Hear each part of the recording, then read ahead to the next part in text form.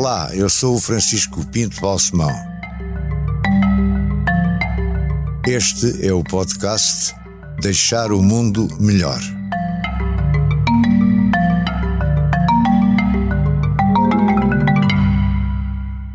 Patrícia Mbengano Bravo Mamona. É interessante o seu nome. Sim. Tem um lado africano, tem um lado português e tem um lado... É assim, meus pais... Não se percebe. Pode explicar.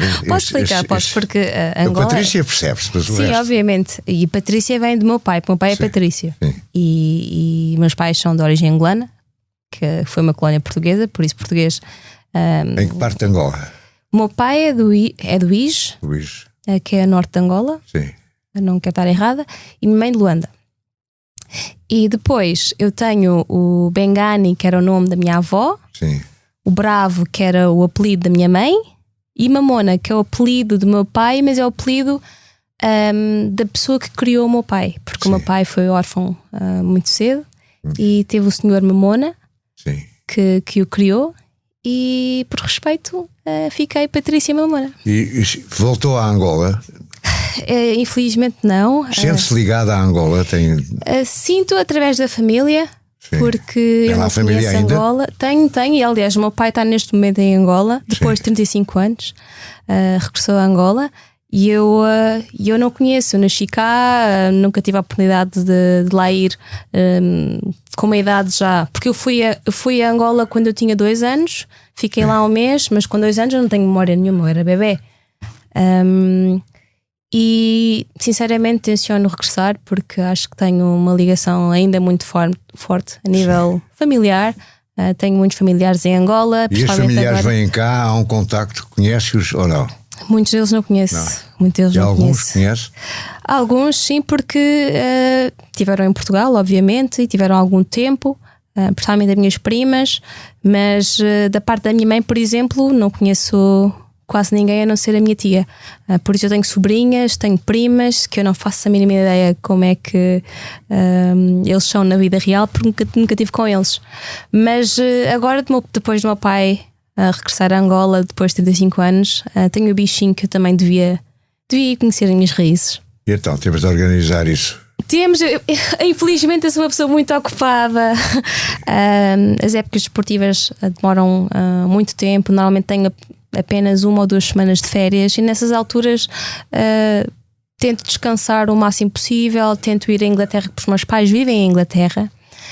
Tento ir visitar a minha família, as minhas irmãs, e fica pouco tempo para conseguir. Os seus pais continuam a viver em Inglaterra? Sim. Aonde em Inglaterra? A minha mãe e meu pai vivem em Telford, que é a meia hora de Birmingham, e as minhas irmãs, uma que está a estudar em Durham, acho que é Manchester. Sim.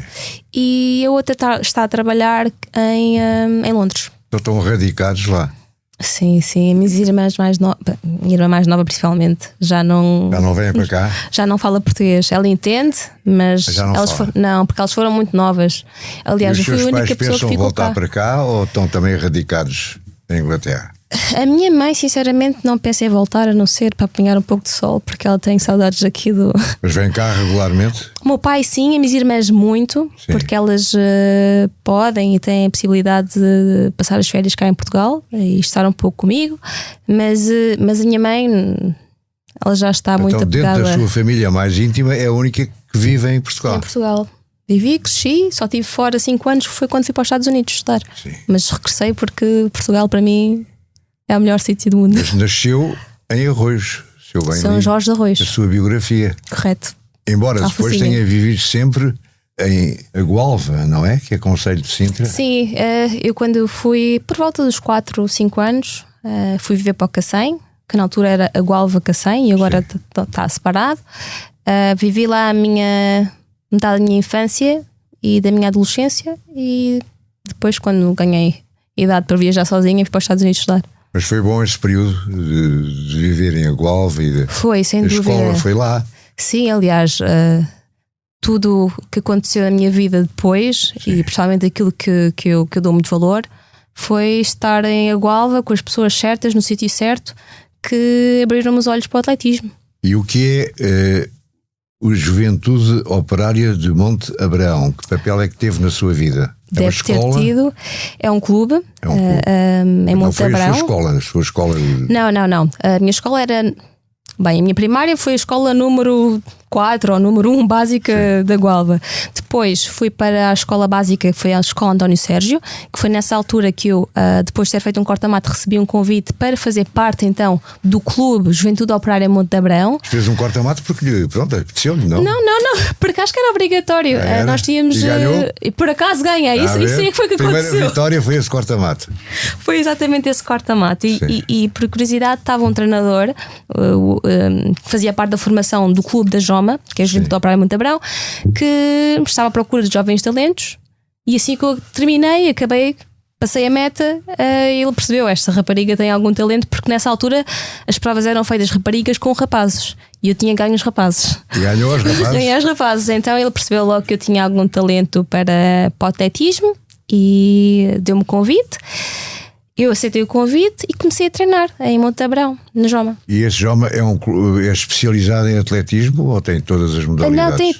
Não, tem várias modalidades: futsal, tem natação, karaté, atletismo, mas na parte do atletismo é mais focado na formação, ou seja, para os mais novos. Sim. Depois os clubes maiores é que têm os atletas profissionais. E a sua escolha foi o atletismo espontaneamente? Foi porque já desde muito nova, já antes mesmo de fazer corta-matos da escola, corria mais nas depressa férias, que os outros? Mais depressa. Eu era daquelas crianças que não conseguia ficar quieta. Sim. E então sempre que eu tinha a oportunidade nas férias ficava horas e horas a brincar às corridas, às estafetas. E hoje em dia consegue ficar mais quieta?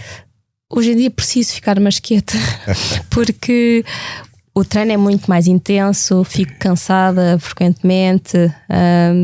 Não queria dizer isto, mas a velhice também pesa um bocadinho. Você pode-se dizer a sua idade, que és novíssima, tem 33 anos. Sim, mas quando fazes. No auge e no esplendor da sua beleza e da sua capacidade. Mas quando fazes atletismo profissionalmente é muito intenso e deixa muitas mazelas e é importante descansar. E quando é que envereda para o atletismo à séria?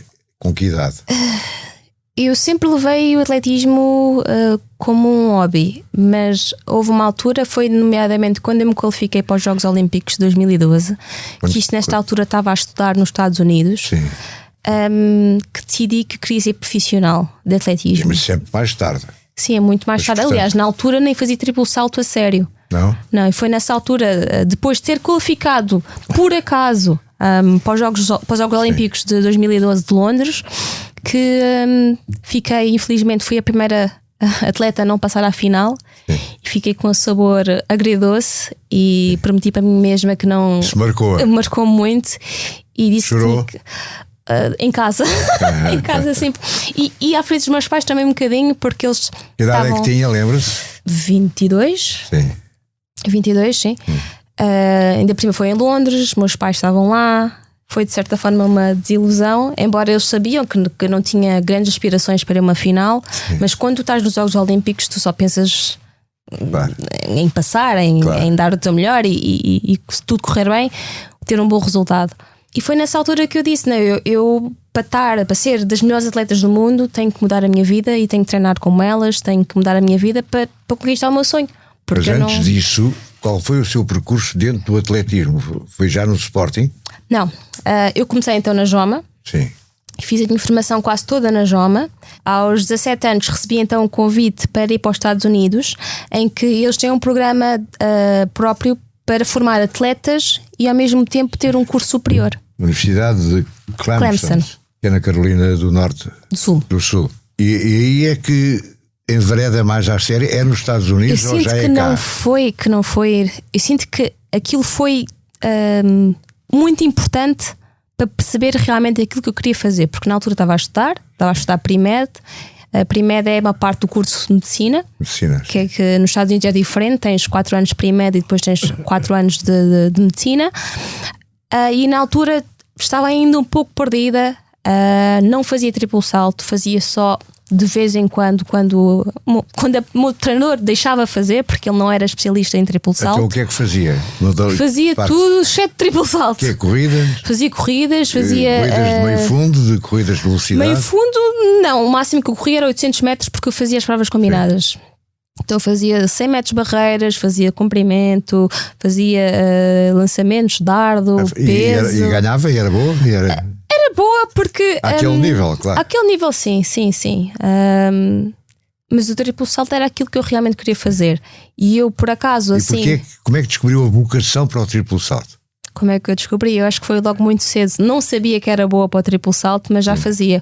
Porque quando eu era muito nova, por volta dos 5 anos, havia aqueles jogos de infância e um deles era o jogo da mosca. Não sei se conhece. O jogo da mosca. Sim. E era um jogo que tens 3 pedrinhas. Sim. E que vais afastando as pedrinhas e tens de saltar entre elas. Pois. E ganha o jogo quem conseguir saltar a maior distância das pedras. E por acaso eu jogava isto imensas vezes e ganhava quase sempre.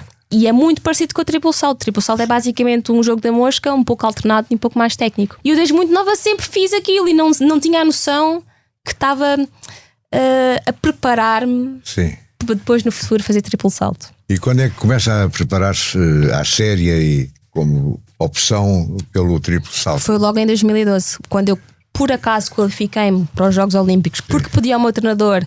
Mas qualificou-se através de provas cá em Portugal? Não, tu estava nos Estados Unidos. Nos Estados Unidos.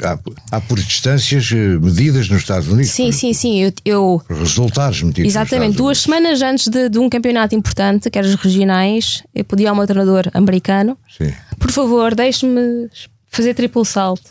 Ele está bem, vá, faz lá triplo salto. Eu fiz. 2 semanas depois competi nos regionais americanos, ganhei esses regionais. 2 semanas depois fui aos nacionais e ganhei esses mesmos nacionais. Caramba, nesses mesmos nacionais subiu-lhe à cabeça naquela altura. E qualifiquei-me para os Jogos Olímpicos. Isto foi tudo assim muito... Foi muito rápido, foi muito repentino. E de repente estou qualificada para os Jogos Olímpicos. Obviamente que eu queria ir aos Jogos Olímpicos. Acabei por ir, mas percebi que o nível que as outras atletas tinham era muito superior ao meu. Os Jogos Olímpicos de Londres. De Londres. E aí mudei a minha vida. E o salto em comprimento? Há uma medalha sua em salto em comprimento? É capaz. Eu quando era muito nova batia quase os recordes todos. Salto em comprimento, barreiras, provas combinadas. Ou seja, eu desde muito cedo tinha muita destreza física. E o heptátulo? O heptátulo, infelizmente, não gostava muito por causa dos 800. Talvez os 800 metros. Os 800 para muitos atletas é a prova da morte. Depois de teres feito já 6 provas, aquela prova de resistência é uma prova difícil e sinceramente treinar para o heptátulo tinha que fazer muitas coisas que eu não gostava. Mas desistiu completamente dessa ideia? Desisti. A sua carreira é triplo salto e acabou-se? Era isto que eu queria fazer, tinha a Neste noção. momento é essa a sua decisão? Sim, e agora também já está um pouco tarde para mudar. Quer dizer, não está tarde, posso experimentar outras coisas. Mas neste momento a responsabilidade no triplo salto é bem grande. E a sua experiência de vida nos Estados Unidos, como é que correu? Foi das melhores. O estado da Carolina do Sul é um estado um bocado racista. Sim, racista, sim. Aliás, acho que foi das primeiras vezes que eu comecei a sentir o peso e o quão a cultura americana está influenciada pelo racismo. Eu, por exemplo, gostei muito da minha experiência, mas havia situações que eu sentia um pouco perdida. Vou dar um exemplo. Eu estava numa equipa de atletismo, sim, em que maioritariamente as pessoas, os atletas que estavam lá eram de raça negra. Sim. E na parte escolar, na parte académica, a maioria dos meus amigos era de raça branca. E eu ouvia constantemente: porquê é que andas com estes? Porquê é que andas com aquele? Tu não és bem assim, tu és metade, tu és assim e assim. E eu não percebia porque é que tudo tem que ser resumido à cor da pele. E eu percebi que é uma coisa que já está muito entranhada na cultura. Isso até aí cá em Portugal ou mesmo em Inglaterra, não, em Portugal, nunca tinha sentido nada? Não. Tenho os episódios, mas são coisas que eu já estava habituada e que meus pais já me tinham alertado que podia acontecer. E acontece em todo lado, sinceramente. Não posso dizer que é um povo que é assim ou que os portugueses são assim, porque não. Mas nos Estados Unidos é muito forte, é muito forte. E depois é tudo é resumido ao passado, à escravatura. E havia momentos que eu às vezes tinha que me afastar mesmo de ambas as partes para raciocinar e então pensar. Foi uma experiência desagradável até certo ponto, mas valeu a pena? Sim, eu cresci muito. Porque eu fui para lá, tinha 18 anos, fui sozinha. Sim. Tive de repente desenrascar-me literalmente E com tudo que quanto tempo acontecia. é que lá esteve? Tive 5 anos. 5 anos. 5 anos. Então voltou com 23.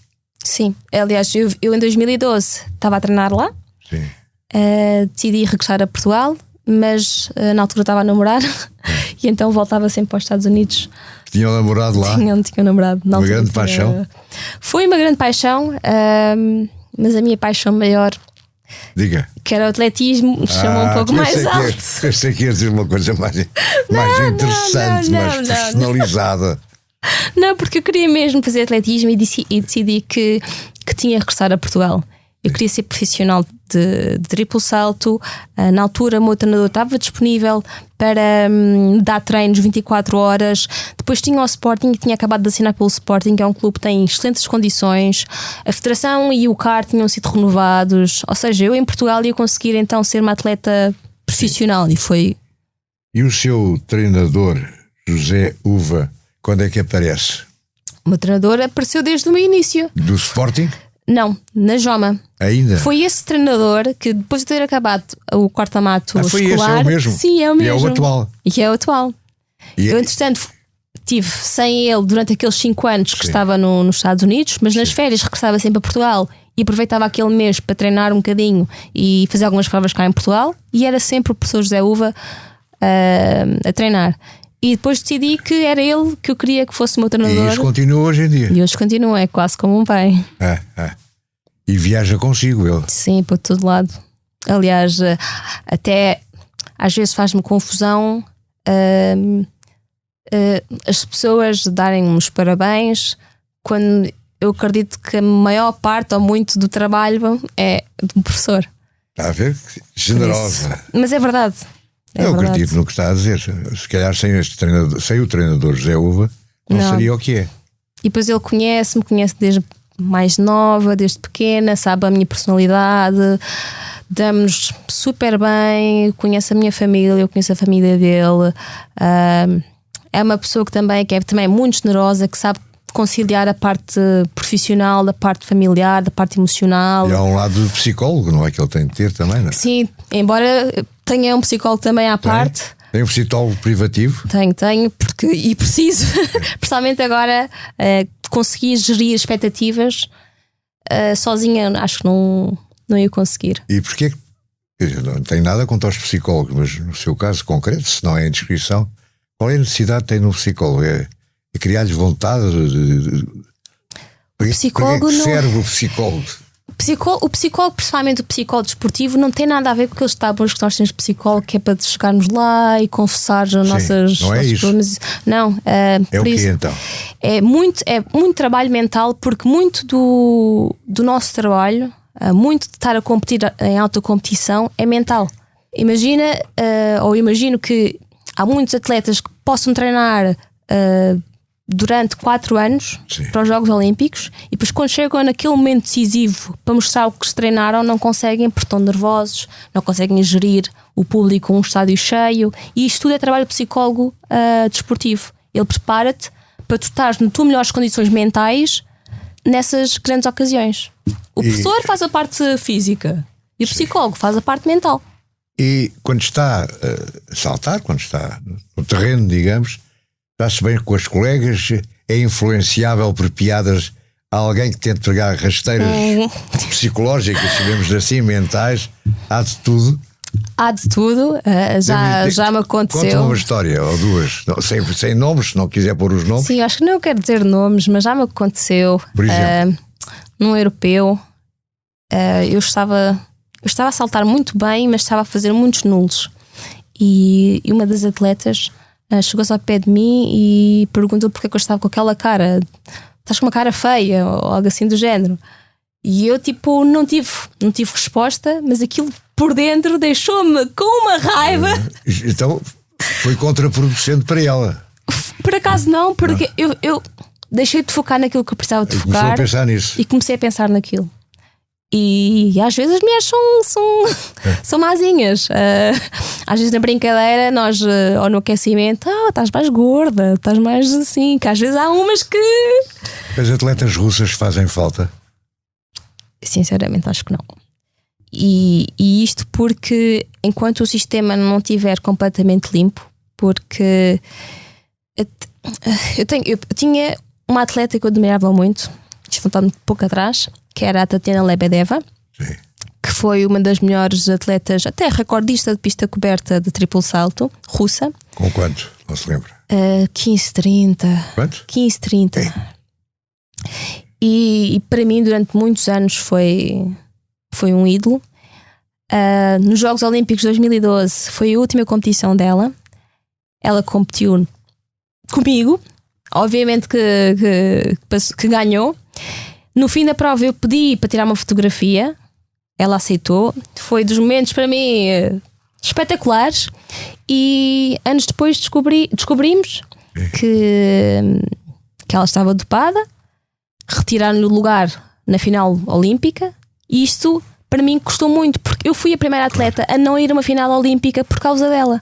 A ver. Porque ela estava dopada. E de repente foi um ídolo, alguém que eu não tenho, pelo menos a nível atlético, não tenho muito respeito.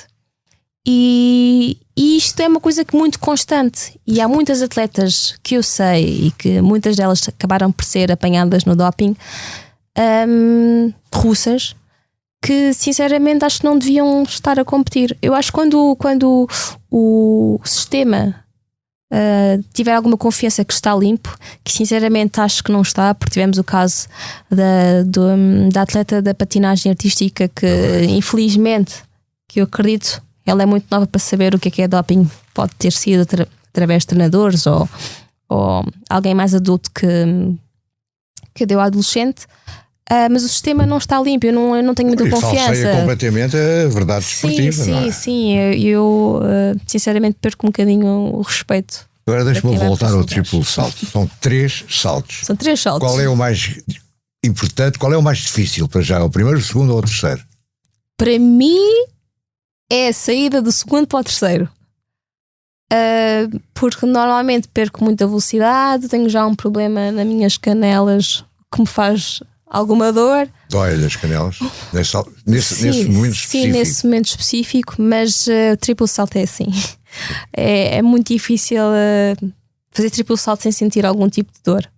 E eu acho que é a coisa mais bonita no triplo salto é quem está a ver de fora. Sim. Parece uma coisa espetacular, bonito, que não custa nada, e mas por dentro. Que o último é o mais importante, não é? São os 3 importantes porque conta claro, aquilo tudo, não é? Por isso podes saltar muito no último e pouco no início, e é o total, a distância total que conta. Mas isso também depende do tipo de atleta que tu és. Há atletas que fazem muito ênfase no último, há atletas, por exemplo, no meu caso, que tentam ser mais equilibrada, há outras que apostam muito no primeiro. É um pouco. E vocês, quando acabam de saltar, vão sempre ter com o treinador que está ali na bancada. O que é que dizem? Tenho imensa curiosidade de saber essa conversa. O que é que ele diz? Como é que é a conversa? Ele pode dar indicações técnicas, pode-te dar conselhos, por exemplo, se tiveres um mau aquecimento ou se estás aí com ar murcho. Patrícia, vai, repita aquela palavra de uma pessoa que Mas sabes. Mas não diz, deste salto que acabaste de fazer, o terceiro salto foi mal, foi não sei o quê. Não critica.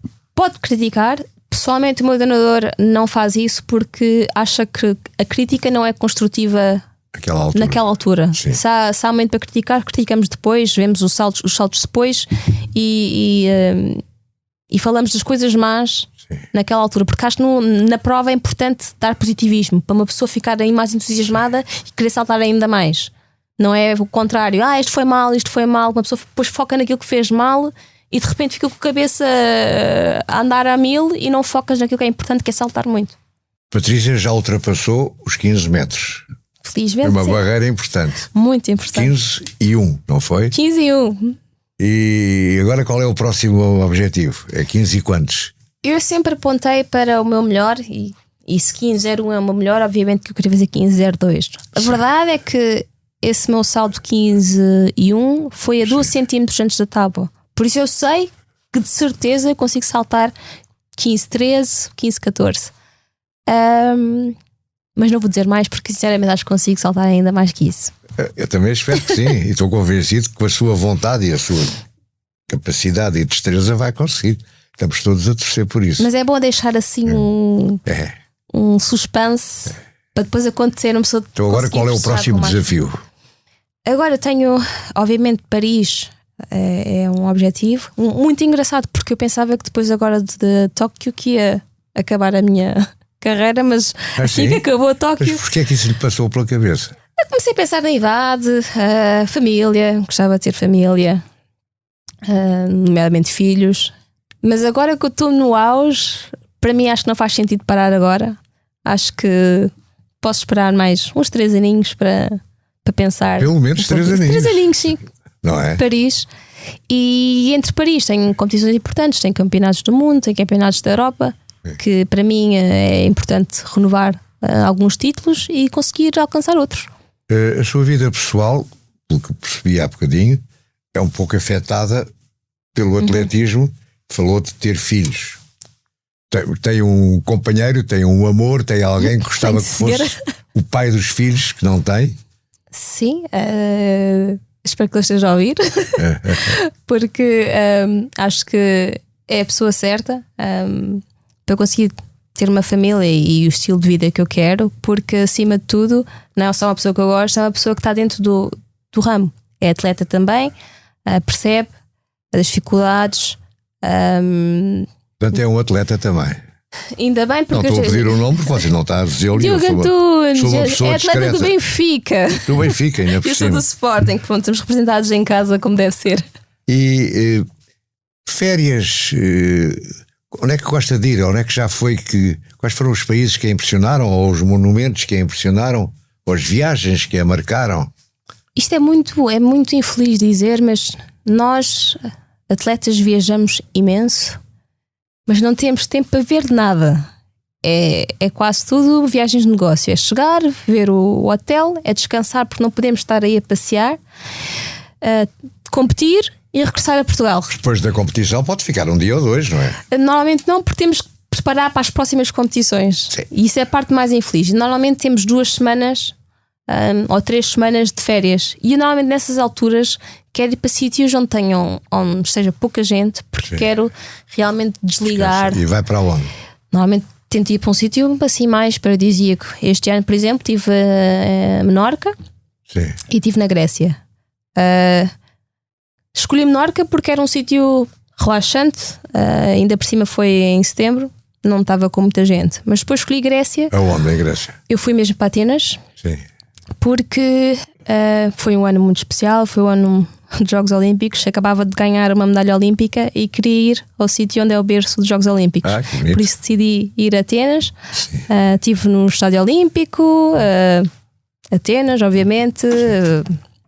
Estive a ver a parte mais turística. A profissão é bem paga? A sua profissão é bem paga? Infelizmente, o atletismo, em regra geral, ainda não.